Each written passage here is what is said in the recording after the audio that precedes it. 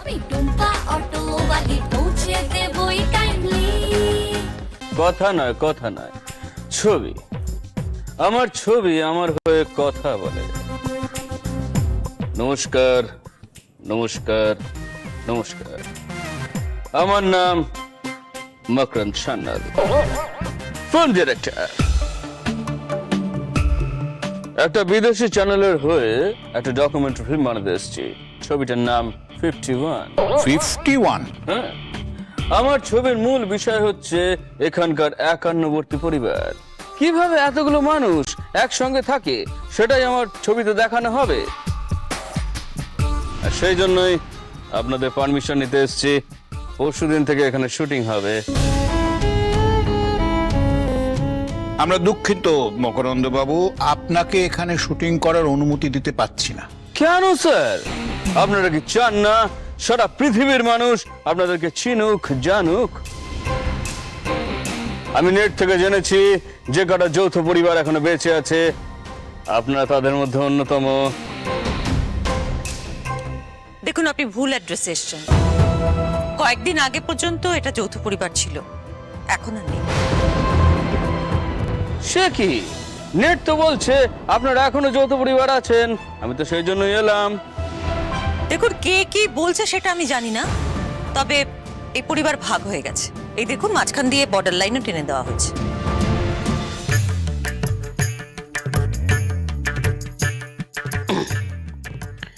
বিদেশি চ্যানেলের সাথে আমার একটা চুক্তি হয়েছে, আপনারা এক হয়ে যান।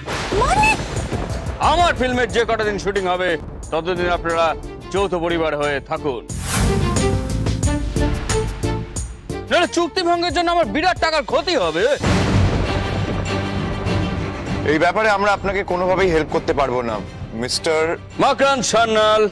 সান্যাল। মা যখন বলে দিয়েছে হবে না, ইট মিনস হবে না। ঠিক আছে, বরাবরের মতন হতে হবে না। যে কটা দিন আমার শুটিং হবে সেই কটা দিন আপনারা এক হয়ে থাকুন। আমি বলবো শুটিং এর পর ভাগাভাগি হয়েছে। দাঁড়ান, এই টেপটা আমি তুলে দিই। আই দাঁড়ান, আর দেবেন না ওতে। এর পরিবার আর কখনো এক হবে না। আপনি আসতে পারেন। 10,000 টাকা দেবো।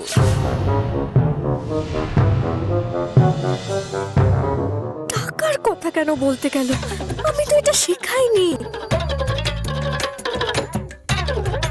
আচ্ছা ঠিক আছে, 25 করে দিলাম।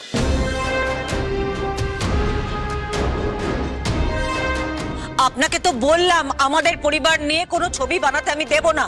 আমাদের পরিবার ভাগ হয়ে গেছে, আমার 2 ছেলে আলাদা হয়ে গেছে। 50। আশ্চর্য! আমার ফিল্মের জন্য আপনাদের পরিবারকে এক করতেই হবে। এই কি বলছেন তখন থেকে? কি ভেবেছেন কি আপনি আমাদের? আমরা ভিখারি, আপনি আমাদের টাকা দেবেন? আপনি টাকা দিলে আমরা এক হয়ে যাব? আপনার যাতে এই ফিল্ম শুটিং না হয় তার জন্য আমি আপনাকে টাকা দেব 5 লক্ষ। এখন 5 লক্ষ টাকা আমি পাবো? এই বাবা, এই প্রশান্ত জল নিয়ে আয়। হ্যাঁ, শুয়ে দাও। আরে প্রশান্ত, জল কই?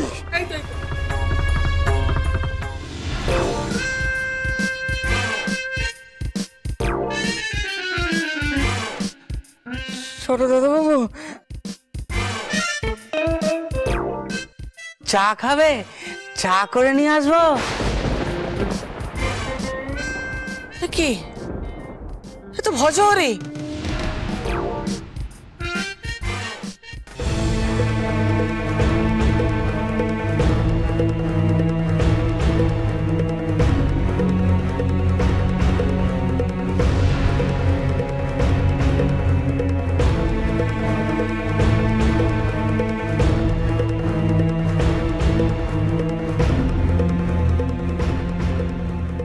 আমার জন্য ছোট বৌদির এই প্ল্যানটাও ভেস্তে গেল।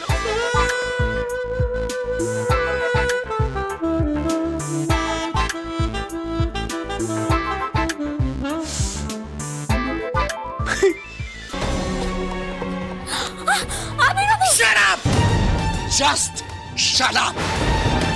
ভেবেছো কি তুমি নিজেকে? হ্যাঁ, একটার পর একটা নাটক করে যাবে, কখনো লয়ারকে নিয়ে, কখনো ঘরে স্প্রে করে, কখনো মামিকে দিয়ে নাটক করে, কখনো বজরিকে দিয়ে। তামাশা করছো তুমি সবাইকে নিয়ে। তামাশা করছি আমি? তামাশা করছো তুমি। মল্লিক বাড়ি কোনো স্টেজ নয় যে একটার পর একটা নাটক করে যাবে তুমি। আমি কোনোদিনও নাটক করিনি আবির বাবু। আমি প্রত্যেক দিন জীবনের সঙ্গে লড়াই করে গেছি, আর লড়াই করতে করতে আমি জীবনটাকে ভালোবেসেছি। আমি যখন আবার জানকে নিয়ে ভাড়া কাটতে বেরোতাম, তখন দেখতাম আমার ওই ছোট্ট অটোতে কিভাবে গাদাগাদি করে মানুষগুলো যাচ্ছে। একজন সরে গিয়ে আরেকজনকে বসার জন্য জায়গা করে দিচ্ছে। আবির বাবু, খুব অভাবের সংসার আমাদের, জানেন তো, খুব অভাবের সংসার। শুকনো ভাতের থালার দিকে তাকিয়ে দেখতাম ভাতগুলো কিভাবে একজনের সঙ্গে আরেকজনের গায়ে গা লাগিয়ে আছে। ওদেরকে দেখে শিখেছিলাম কিভাবে এক হয়ে থাকতে হয়। এগুলো কোনোটাই নাটক নয় আবির বাবু, কোনোটাই নাটক নয়। প্রত্যেকটা জীবনের থেকে নেওয়া শিক্ষা। আমি কোনোদিনও নাটক করতে শিখিনি, আমি জানিও না। আর কি তামাশার কথা বলছিলেন না আপনি? হ্যাঁ, কোনটাকে তামাশা বল? বাড়ি ভাগ হওয়া নিয়ে দুই ভাইয়ের মধ্যে ঝগড়া করাটা তামাশা নয়? নিজের মাকে মন থেকে ভেঙে চুরে দেওয়াটা তামাশা নয়? যে মল্লিক বাড়ির নাম শুনে সবাই শ্রদ্ধায় মাথা নিচু করতো, আজ তারা আপনাদেরকে নিয়ে হাসাহাসি করে। আমি সেই হাসাহাসিটাকেই বন্ধ করতে চেয়েছি আবির বাবু। আমি কোনো নাটক করছি না, আমি কোনো তামাশাও করছি না। আমি শুধুমাত্র আপনাদের দুই ভাইকে এক করতে চেয়েছি আবির। সেটা কোনোদিনও হবে না টুম্পা। হওয়া নেই হবে। কেন হবে না? হওয়া নেই হবে আবির বাবু। শুধু একবার মন থেকে চেষ্টা করুন না, তাহলে কিন্তু বিরাট ক্ষতি হয়ে যাবে আবির বাবু। আবির মল্লিক যে কোনো ক্ষতি স্বীকার করতে রাজি। আবির মল্লিক যে কোনো কিছু হারাতে রাজি, কিন্তু কোনো অন্যায়ের সঙ্গে আপোষ করবে না আবির মল্লিক। আর একটা কথা শুনে রাখো টুম্পা, তুমি আমার স্ত্রী। অন্য কিছু না ভেবে সেই জায়গাটা বাঁচিয়ে রাখো তুমি, না হলে নিজেদের মধ্যেও ভাগ হওয়ার জায়গা তৈরি করবে। শেষবারের মতো বলে রাখছি টুম্পা, দ্বিতীয়বার আমি বলবো না।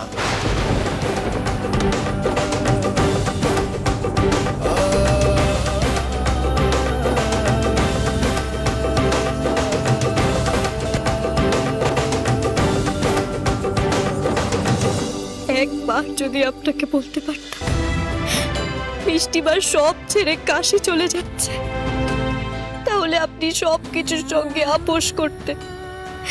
সেখানে আমার হাত বাঁধা আবির বাবু।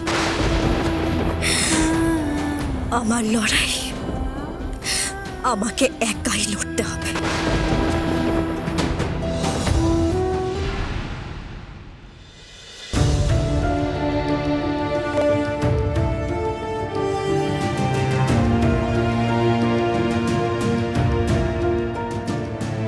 মা, কি হয়েছে বৌমা?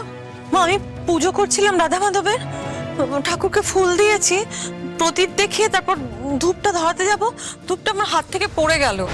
একবার না, দুবার। তাহলে কি রাধা মাধব আমার পুজো নিতে চাইছেন না? কোনো অমঙ্গল ঘটবে? মা, ও মা, মা দুধ সব পুড়ে গেছে। কি করে পড়লো? জানি না মা, আমি দুধ গরম করার জন্য ওভেনে বসিয়েছিলাম, কিছুক্ষণের মধ্যেই দুধটা সব পুড়ে গেল। মা, এরকম ঘটনা কিন্তু আগে ঘটেনি। এসব এমনি এমনি হচ্ছে না, এগুলো কোনো অমঙ্গলের ইঙ্গিত। কি হয়েছে মিষ্টিমা? ঠিক আছে তোমরা? আবির ঠিক আছে? হ্যাঁ, কেন, কি হয়েছে? কিছু না, সাবধানে থাকবে সবাই। তুমি এসব নিয়ে এত কিছু চিন্তা করো না, এগুলো খুব স্বাভাবিক ব্যাপার, এর সঙ্গে অমঙ্গলের কোনো যোগ নেই। তুমি এত কিছু চিন্তা করো বলে এসবগুলো ভাবছো।